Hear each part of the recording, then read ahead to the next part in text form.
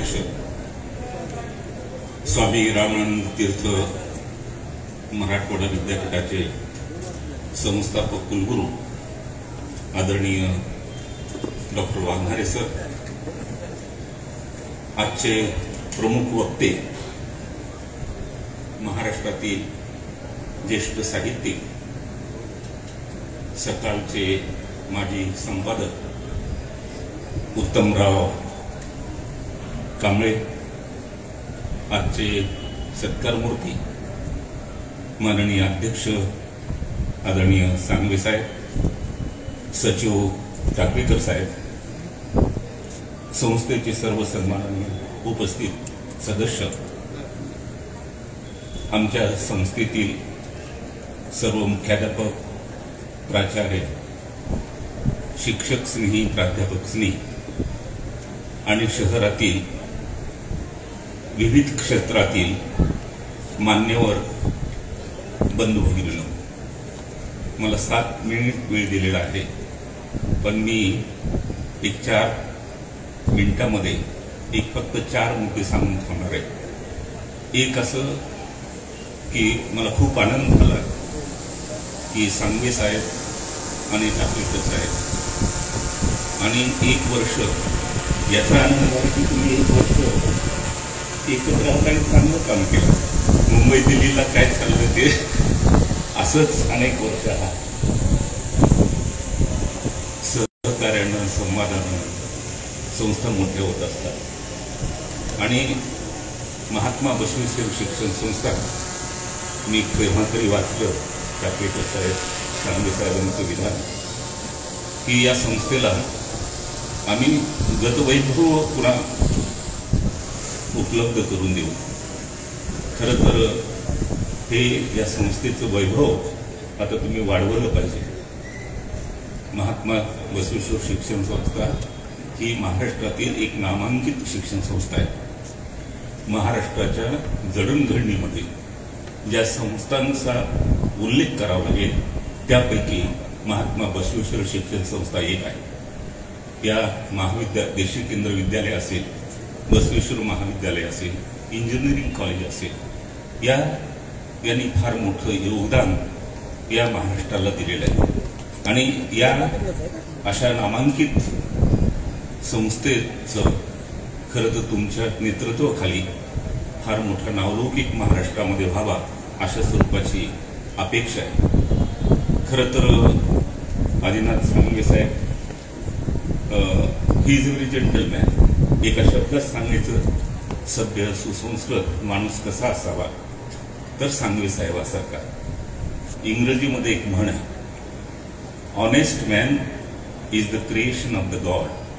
मला असं वाटतं सांगवे साहेब ही एक ऑनेस्ट, ईश्वराची एक प्रामाणिक उत्कृष्ट कलाकृती आहे.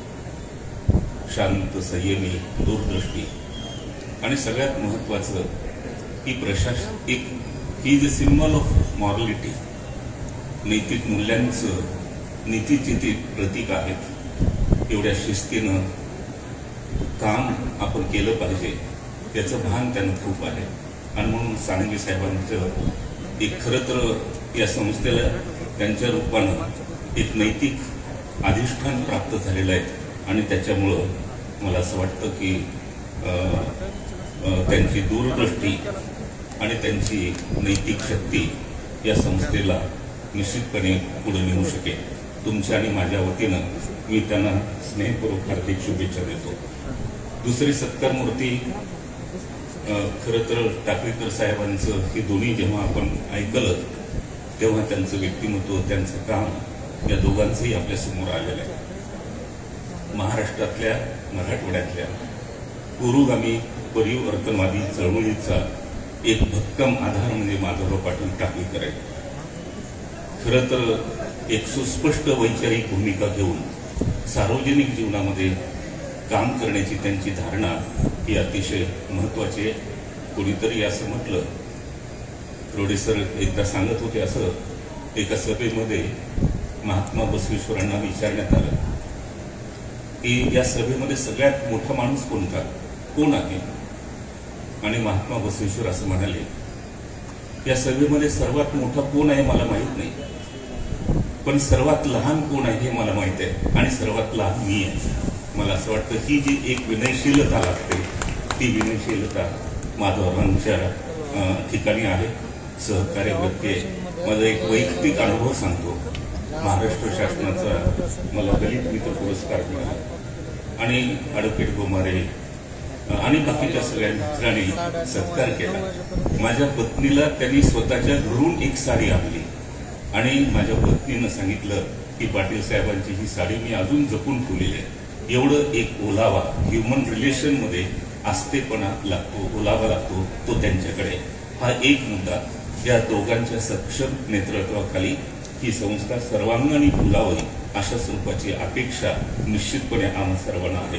दुसरा एक मुद्दा मी आपल्याला विनंती करेन, सगळ्या संस्था संचालकांना, आपली संस्था तुम्ही फार भाग्यवान आहात. शिक्षण हे एक पवित्र काम आहे आणि या शिक्षणाचं पावित्र्य जपलं पाहिजे. एखाद्या संस्थेची उंची त्या संस्थेच्या शिक्षण संस्थेच्या इमारती किती उंच आहेत त्याच्यावरून निर्धारित होत नाही, तर त्या संस्थेमध्ये काम करणाऱ्या ज्या काही घटक असतात त्यांच्या ज्ञानाची आणि चारित्र्याची उंची किती उंच आहे त्याच्यावरून ती संस्था ओळखली जाते. महात्मा बसवेश्वर संस्था ही याच्यासाठी ओळखली पाहिजे महाराष्ट्रात की या संस्थेची ज्ञानाची उंची मुख्य आहे. इथलं या संस्थेचं चारित्र्य फार उंच आहे आणि म्हणून त्याच्यासाठी मला असं वाटतं की आपण दोघांच्या नेतृत्वाखाली ही उंची निश्चितपणे गाठली जाईल.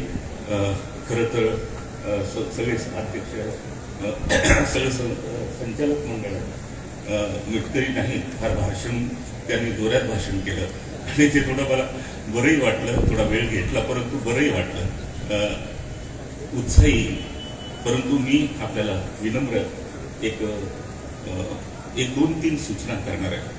एक सूचना अशी की महाराष्ट्रामध्ये महात्मा बसवेश्वर शिक्षण संस्था ही महाराष्ट्रामध्ये एक नामांकित अशा स्वरूपाची संस्था ठरेल याच्यासाठी नाव आपल्याला काय काय करता येईल ते केलं पाहिजे. एक सूचना माझी अशी आहे, येत्या 50 वर्षामध्ये या संस्थेचे जे 11 घटक आहेत आणि आपली जी संस्था आहे येत्या 50 वर्षाच्या डेव्हलपमेंटचा एक ब्ल्यू प्रिंट कोणाला तरी देऊन सगळ्या चर्चा करून तो ब्ल्यू प्रिंट तयार करावा अशी एक माझी सूचना आहे. दुसरं असं की सगळ्या संस्थेमध्ये जे काही ग्रंथालय आहे, प्रयोगशाळा आहेत त्या सक्षम झाल्या पाहिजे. शेवटी क्वालिटी एज्युकेशन जर तुम्हाला द्यायचं असेल तर इन्फ्रास्ट्रक्चर केवळ इमारती बांधून चालणार नाही, जिथं भौतिक आणि सांस्कृतिक जडणघडण होऊ शकेल अशा स्वरूपाच्या बाबीवरती अधिक लक्ष द्यावं लागेल. आणि म्हणून आपल्या संस्थेमधल्या सर्व युनिटचे ग्रंथालय, प्रयोगशाळा आपल्या सगळ्या संस्थेमध्ये युनिटमध्ये वेगळे देश पातळीवरचे चांगले साहित्यिक, चांगले विचारवंत, कलावंत, साहित्यिक यांची आवक वाढणं अतिशय आवश्यक आहे. तिसरं मला असं वाटतं की ही सुरुवात चांगली केली आपण. माझी आपल्याला विनंती आहे, दरवर्षी आपण आपल्या संस्थेमधले सगळे शिक्षक, शिक्षकेतर कर्मचारी आणि आपण सगळे संस्था संचालक दरवर्षी एक शैक्षणिक परिषद आपण घेतली पाहिजे. कारण त्याच्यामध्ये एक चांगल्या असं स्वरूपाचं शैक्षणिक अशा स्वरूपाचा संवाद होऊ शकतो. 1-2-3 शिक्षण तज्ञ, 1-2 कुलगुरू, 2 अशा स्वरूपाचे चांगले डायरेक्टर प्राथमिकचे, माध्यमिकचे असं जर आपण केलं तर ते चांगलं होऊ शकेल असं मला वाटतं. तिसरं एक असं की मागे एक अपूर्ण काम राहिलं. मी प्राचार्य असताना आपण असं ठरवलं होतं की महात्मा बसवेश्वरांच्या तत्वज्ञानाविषयी एक सेंटर आपण तयार करावं, महात्मा बसवेश्वर तत्वज्ञान केंद्र स्थापन करावं. त्याच्यासाठी एक चांगलं वास्तू आणि त्यांच्या सगळ्या तत्वज्ञान वचनाचं हिंदी, इंग्रजी, मराठी भाषांतर कसं करता येईल आणि स्कॉलरशिप, फेलोशिप देऊन रिसर्च त्याच्यावरती कसं करता येईल. मला असं वाटतं की अशा स्वरूपाचं निश्चितपणे आपण ते करणं अतिशय आवश्यक आहे. दुसरं एक शेवटचा मुद्दा सांगून थांबतो आणि तो असा की ज्या बसवेश्वरांच्या नावानं हे संस्था आणि हे महाविद्यालय काम करतं तेव्हा मला असं वाटतं की बसवेश्वरांचं एकंदरच जे काही सगळं विचारविश्व आहे, सगळं जे तत्वज्ञान आहे ते निश्चितपणे आपल्या सर्वांना दीपस्तंभासारखं मार्गदर्शक अशा स्वरूपाचं आहे. आजची जी परिस्थिती आहे समाजाची, देशाची, अतिशय अस्वस्थ करणारी आहे. संपूर्ण देशामध्ये, समाजामध्ये जे नैतिक मूल्याचं अधपतन चालू आहे, ते नैतिक मूल्याचं अधपतन जर थोपवायचं असेल तर तुम्हाला एक नव्या प्रकारचा माणूस घडवावा लागेल. आणि शिक्षण संस्थेचं काम, मला असं वाटतं की अशा स्वरूपाचा माणूस घडवणं हेच असतं. आणि म्हणून महात्मा बसवेश्वरांच्या विश्वावर, एकंदरच त्यांच्या संदेशावर आजचे जे अतिशय अधिकारी व्यक्ती आहेत ते तुम्हाला मार्गदर्शन करणार आहेत. परंतु आजच्या नैतिक अधपतन जर थोपून धरायचं असेल तर त्यांनी जो एक नैतिक संदेश दिला बसवेश्वरांनी, तो नैतिक संदेश शेवटी आपण कृतीमध्ये परिवर्तित केल्याशिवाय नैतिक माणूस घडणार नाही. माणूस घडवणं हे अतिशय आवश्यक असतं. आणि हे माणूस जर तुम्हाला घडवायचं असेल तर आपल्याला प्रयत्न करावे लागतील. मला असं वाटतं की महात्मा बसवेश्वरांचं अखिल मानव जातीसाठी जर महत्त्वाचा कोणता संदेश असेल तर तो नैतिक अशा स्वरूपाचा संदेश आहे, मॉरल मेसेज. आणि बसवेश्वरांनी फक्त 7 वाक्य सांगतो, फक्त त्यांनी 7 वाक्य सांगितले. ते 7 वाक्य आपण जर आचरणात आणले तर मला असं वाटतं माणूस अंतर्बाह्य बदलू शकतो. महात्मा बसवेश्वरांनी त्याचा उल्लेख केला. आंतरिक शुद्धीकरण झाल्याशिवाय नाही समाज पुढे जाऊ शकेल, कोणती संस्था पुढे जाऊ शकत नाही. आणि आंतरिक शुद्धीसाठी काय करावं तर बसवेश्वरांनी सांगितलं, 7 सूत्र सांगितले. 1, चोरी करू नका, साधी गोष्ट आहे. 2, हत्या करू नका. 3, रागावू नका. 4, खोटं बोलू नका. कोणाचंही घृणा करू नका, कोणाचाही अपमान करू नका आणि स्वतःची प्रशंसा करू नका. हे सप्तसूत्र मला वाटतं आंतरिक शुद्धीसाठी अत्यंत दीपस्तंभासाठी मार्गदर्शक आहेत. ते निश्चितपणे हे करू शकतात. सांगवे साहेब आणि टापेकर साहेब, मी आपल्याला विनंती करणार आहे की शिक्षण हे एक पवित्र काम आहे. तुम्ही जर हे काम चांगलं केलं तर मला असं वाटतं काशीला जायची गरज नाही, बालाजीला जायची गरज नाही. खूप पुण्य लागेल तुम्हाला. तुमच्या समोर कुंभमेळ्याचं सोडूनच आहे. एवढ्या मुलांचं जीवन मला आकार देणं, त्यांचं आयुष्य आणि भविष्य घडवणं हे तुमच्या नेतृत्वाखाली जर घडलं तर याच्यासारखं मोठं योगदान तुमच्या आयुष्यामध्ये दुसरं कोणतंच असू शकत नाही. शिक्षण ही खरं तर या मराठवाड्यामध्ये लातूरचं, आता या कॉलेजचा मी माझे प्राचार्य म्हणून, रोडे सर प्राचार्य म्हणून ह्या मुलांना घडवण्यासाठी जे काही माझे सगळे प्राध्यापक साहेब, मी तुम्हाला आग्रहपूर्वक सांगतो, आपल्या संस्थेतले सगळे मुख्याध्यापक, सगळे प्राचार्य, सगळे प्राध्यापक, सगळे कर्मचारी निश्चितपणे या संस्थेच्या घडणघडणीमध्ये फार तन्मयतेनं, आस्थेनं योगदान देणारे आहेत. आणि म्हणून मला असं वाटतं की तुम्ही थोडं प्राचार्यांना, मुख्याध्यापकांना, अध्यापकांना थोडं स्वातंत्र्य दिलं पाहिजे. थोडं स्वातंत्र्य दिलं तर खूप काम होऊ शकतं.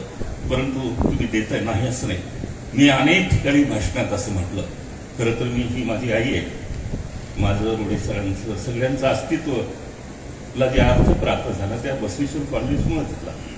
आणि म्हणून ते आयुष्यभर आम्ही कधी विसरणार नाही. आणि हे जे काही महात्मा बसवेश्वर महाविद्यालय आहे, हे महाविद्यालय याचा नावलौकिक फारच मोठा नावलौकिक आहे. आणि म्हणून मी आपल्याला विनंती करेन की शिक्षण ही काही विक्रीय वस्तू नाही, ती एक संस्काराची प्रक्रिया आहे. रसेल नावाचा एक इंग्लंडचा तत्ववेत्ता आहे, त्यांनी असं सांगितलं, the basic aim of education काय आहे?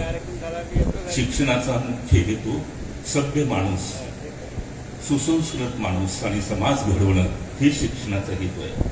आणि या शिक्षणातून जर सद्गुणी आणि ज्ञानी मनुष्यबळ आपण देऊ शकलो तर मला असं वाटतं शिक्षण हे परिवर्तनाचं माध्यम होऊ शकेल. शिक्षण हे मूल्यांच्या अभिसरणाचं माध्यम होऊ शकेल. या शिक्षणातून एक नवा माणूस घडू शकेल आणि आपल्या हातून ही जी काही शिक्षणाची प्रक्रिया आहे याचं पावित्र्य टिकलं गेलं पाहिजे. आपला दोष नाही, परंतु दुर्दैवानं महाराष्ट्राचं एज्युकेशनचं जे वास्तव आहे ते अस्वस्थ करणार आहे.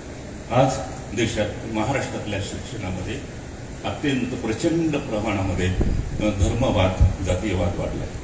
आज आपल्या प्रचंड प्रमाणामध्ये हे जे काही विनानुदानीन धोरण शासनाने आखलं, त्याच्यामुळं डोनेशन जी कल्चर वाढली, या विनानुदानित धोरण आणि या डोनेशन संस्कृतीनं पूर्ण खिळखिळ केलं आहे।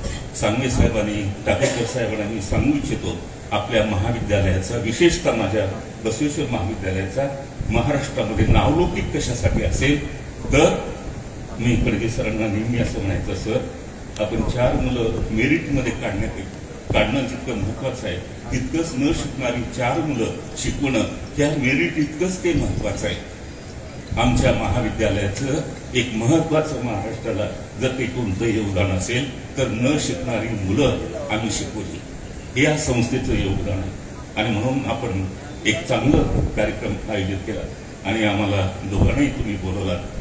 संयोजकाचे, विशेषतः संयोजकाचे मनपूर्वक आभार। पुन्हा एकदा दोघांना शुभेच्छा देऊन थांबतो।